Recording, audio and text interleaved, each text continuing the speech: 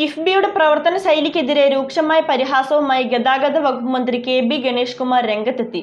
Muvattupuzha KSRTC. ഡിപ്പോയുടെ ഉദ്ഘാടന സമ്മേളനത്തിലാണ് കിഫ്ബിക്കെതിരെയുള്ള മന്ത്രിയുടെ തുറന്നടിക്കൽ.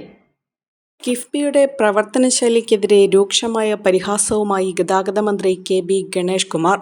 കെ.എസ്.ആർ.ടി.സി. ഡിപ്പോയുടെ ഉദ്ഘാടന സമ്മേളനത്തിലായിരുന്നു കിഫ്ബിക്കെതിരെയുള്ള മന്ത്രിയുടെ തുറന്നടിക്കൽ. ഒരിക്കലും കിഫ്ബിയുടെ ആരാധകനല്ല എന്നായിരുന്നു കെ.ബി. ഗണേഷ് കുമാർ പറഞ്ഞത്. കിഫ്ബി പദ്ധതിയെന്ന് ബോർഡ് വെച്ചാൽ എം.എൽ.എമാർ ഒരു മുഴം കയർ കയ്യിൽ കരുതേണ്ട അവസ്ഥയാണെന്ന് താൻ നിയമസഭയ്ക്കകത്തും പുറത്തും പറഞ്ഞിട്ടുണ്ടെന്നും മന്ത്രി പറഞ്ഞു. കേരളത്തിലെ ഏതാണ്ട് മിക്കവാറും റോഡുകളും BMNBC ആക്കി മാറ്റാൻ കഴിഞ്ഞത് കഴിഞ്ഞ 10 വർഷത്തിനിടയിൽ കിഫ്ബിയുടെ പ്രവർത്തനമാണ്. തോമസ് ഐസക് ഇത് കൊണ്ടുവരുമ്പോൾ ഇത് അബദ്ധമല്ലേ എന്ന് ഞാനും ചിന്തിച്ച ആളാണ്. പക്ഷേ അതിൻ്റെ ഫലം എന്ന് പറയുന്നത്, ഞാൻ അതിൻ്റെ ആരാധകനല്ല, വലിയ ബുദ്ധിമുട്ടാണ്. ഞാൻ പറഞ്ഞ മറ്റൊരു തമാശ കൂടി വേദിയിൽ പറയാം. ഞാൻ MLA യോടും പറഞ്ഞു, കിഫ്ബിയുടെ റോഡ് കിട്ടി എന്ന് പറഞ്ഞ് ബോർഡ് വെച്ചാൽ MLA ഒന്നുകിൽ ഒരു മുഴം കയറോ അല്ലെങ്കിൽ ഒരു പരാമറോ വാങ്ങിച്ചു വയ്ക്കണം എന്ന് തമാശ ഒരു വേണം ഞാൻ നിയമസഭയ്ക്ക് അകത്തും പുറത്തും പറഞ്ഞിട്ടുണ്ട്. കാരണം വേറൊന്നുമല്ല, അവിടെ കുറച്ച് ഉദ്യോഗസ്ഥന്മാരുണ്ട്, പ്രധാനപ്പെട്ട ഉദ്യോഗസ്ഥരല്ല, മാറി മാറി കോൺട്രാക്റ്റിൽ വരുന്ന കുറേ ആൾക്കാരുണ്ട്.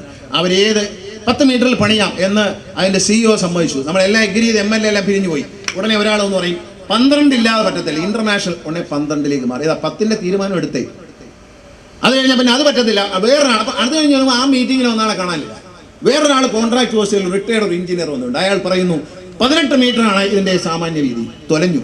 പിന്നെ ഇത് 10 പോയി, 13 പോയി, പിന്നെ 18ലേക്ക് പോയി. ഇങ്ങനെ കുറേ ആളുകൾ അവിടെ നിന്ന് ശല്യം ചെയ്യുന്നു എന്നുള്ളൊരു കുഴപ്പമുണ്ട്. അത് ഞാൻ സമ്മതിക്കും. അതിനാണ് ഞാൻ പറഞ്ഞു ഒരു പരാമറോ അല്ലെങ്കിൽ ഒരു മുഴം കയറോ വാങ്ങി വെക്കണം എന്ന് പറഞ്ഞു. കിഫ്ബിയിൽ മാറി മാറി വരുന്ന കരാർ ഉദ്യോഗസ്ഥരാണ് ഇതിന് കാരണം. എന്നാൽ പ്രായോഗിക തലത്തിൽ നോക്കിയാൽ കിഫ്ബി വന്നതുകൊണ്ടാണ് സംസ്ഥാനത്ത് അധിക വായ്പകൾ സമാഹരിച്ച് ചില വികസന പദ്ധതികളെങ്കിലും നടപ്പിലാക്കാൻ കഴിഞ്ഞതെന്ന വശവും മന്ത്രി ചൂണ്ടിക്കാട്ടി. സംസ്ഥാനത്തെ സാമ്പത്തിക ഞെരുക്കത്തിന് കാരണം കിഫ്ബി വഴിയെടുത്ത കടമാണെന്നും കിഫ്ബി വലിയ പരാജയമാണെന്നും ചടങ്ങിൽ മാത്യു കുഴൽനാടൻ പ്രസംഗിച്ചിരുന്നു. Mobiles, PO junction, Muvattupuzha.